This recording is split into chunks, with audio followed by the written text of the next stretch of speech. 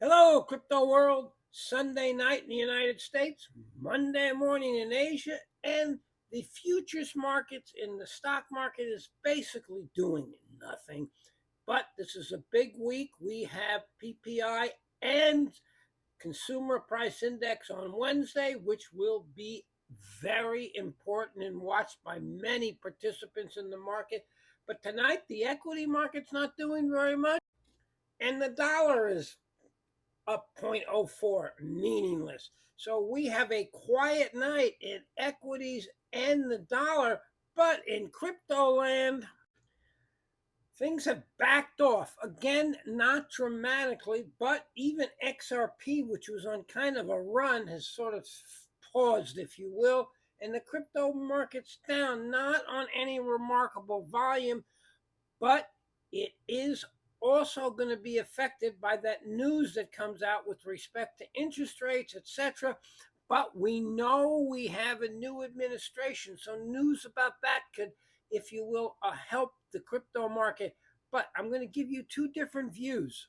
Before I get into that, please remember to click the link on my first page to YouTube, because we all know what's going to happen with the X, and the sand is falling out of the hourglass.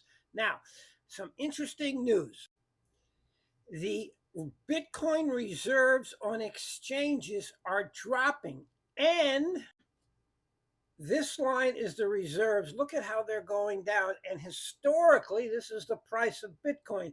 So many people believe because the reserves are dropping, we will see an appreciation because people take their crypto off in exchange when they don't plan on selling. So there will be less for sale, is the theory here. Now, I'm going to give you a different perspective also. A commentator who's very well respected is pointing out that everybody's bullish on Bitcoin at the moment, and there are so many people in profit that it is possible they will begin selling. So he's suggesting take a cautious view. Now, from my perspective, I believe the most important part of this week will be the CPI and what that does to interest rates and the dollar. But the thing that will ultimately, and a play on words, trump everything is whether or not the new administration puts Bitcoin on its books as an asset and doesn't sell the Bitcoin that it now holds, that it sees. That will trump everything. And if that happens and other states begin to do it, I would expect this to explode on the upside. But right now, basically, it's off on nothing serious in terms of volume, and we'll have to see what the financial news is and if anything else comes out about the notion of the government holding Bitcoin on its books.